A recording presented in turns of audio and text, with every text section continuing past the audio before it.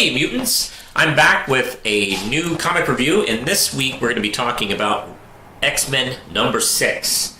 And as always, my comic book reviews are brought to you by My Comic Books. Red Knight 1 and 2 are available on Manos Publishing. If you want to see how I write comics, go check it out.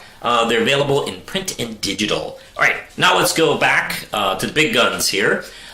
This is Jonathan Hickman writing, as well as Matteo Buffanaghi, and excuse me if I jumble that. So, hey, what's going on with Mystique now that we got the whole Krakoa thing going on? Like, what's she up to? She is like working with Professor X, Magneto. However, she isn't as enthusiastic as you may have thought, because she's always been big about this kind of stuff. But she is in the gray area with this. And speaking of gray area, I have to say, this is like the darkest and most sinister Professor X and Magneto have come across during this. I'll explain in just a minute. Meanwhile, we're getting to that group of anti-mutant... that league of anti-mutant humans that have like created this like space station, and they're getting weapons together, and one suspiciously looks like, let me see if I got a good shot of this, one suspiciously looked like they're putting together a new version or rebuilding Nimrod, which is like a huge big X-Men robot villain thing. He's supposed to be really, really bad, but let's see, we get Mystique here, and she's on a spying expedition. She has been sent there, and she is planting this flower, which is supposed to like help them.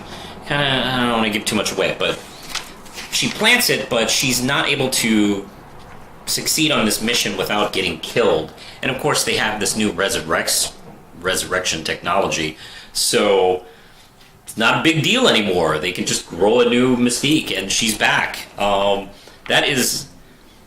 I gotta say, like, I've been aware of this technique since the House of X, but it's still kind of blowing my mind that they could literally go on suicide missions, and it's not a big deal. They can just wake up at home. That's kind of killing me. But we go back and forth with these flashbacks with Mystique and Destiny, and Destiny's doing a lot of cryptic talk, and I have to imagine Mystique was pretty used to hearing her talk, because she sees the future, for instance. And she starts telling her about what Charles and Magneto will be doing, and that kind of intercuts with the action going on with the anti-mutant people, her meetings with Charles and Magneto, as well as a little bit of action kind of like breaking into it. She even gets so far as getting in close to their lead scientist, but she chooses not to kill her. And we get to find out why. She has been promised that Destiny, who has died, they can be brought back, but they keep kind of like postponing it. Like, no, we need you to do this first. They keep moving the goalpost on her until like she like screams at them, "I want my wife back." And they're telling her no, which is really dark. And it has a lot to do with the fact that Destiny can see into the future, and it looks like they don't want a mutant with that power back. Then we get to the end, where we finally finish up the flashback with Destiny describing to Mystique in vague terms basically what Charles and Magneto are doing right now. And they're saying there's going to be an island. It won't be the first, but it will be the last.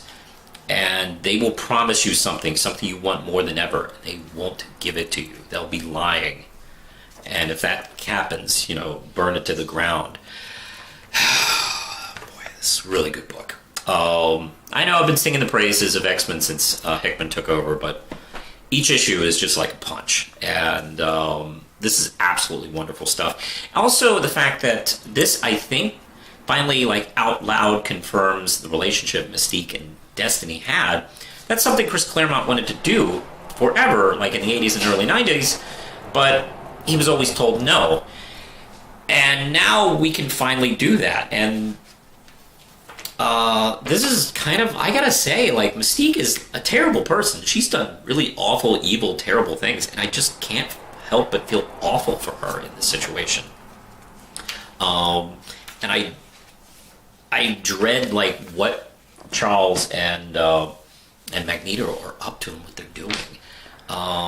This kind of thing is really suspicious when they do this. And, they've been pretty suspicious since they've started this, but jeez, this is dark. Love this issue. This is easy 5 out of 5 Ram chips. Really good. The art's gorgeous as well, and a lot of good, strong storytelling in this one. Love it a lot. Hey, did you read X-Men 6? Let me know in the comments below. You can like and subscribe and click the notification bell. That's the only real way to hear about my new videos and stuff. Also, I'm on social media. You can find me on Facebook, on Twitter, on Instagram, and you can support this channel starting at just $1 a month. And it's not just supporting the channel, also supporting Manos Publishing as well. Speaking of which, you can buy my stuff over at manospublishing.com. All right, I think I'm going to get going, so push the button, Lindsay.